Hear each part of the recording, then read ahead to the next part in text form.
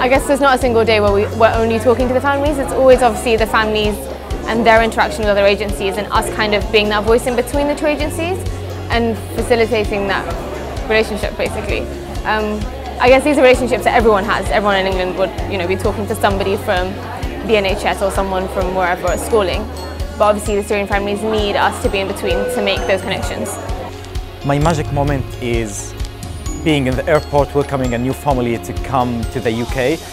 For me, it's always like we've got some information about them, that we know the names, the age, some of their records, and at the same time, I can't imagine how they feel. They are in the airplane, they are coming to a new country, they have no idea about what will be facing them, and having that moment when we can actually meet and introduce each other, and from that time we start to build that like trust relationship, and we keep trying to keep it continuing over our service. So that's the most, I think, important and magic moment that I feel in my job.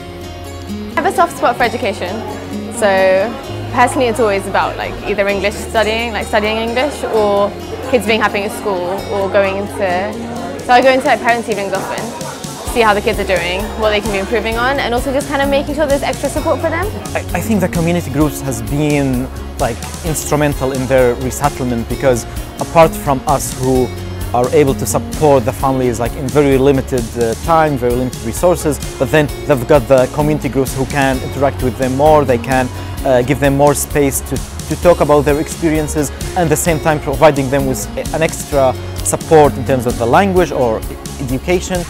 One of the families that arrived that I work quite closely with live in front of a school, and they weren't given place in that school because there weren't any places for their children.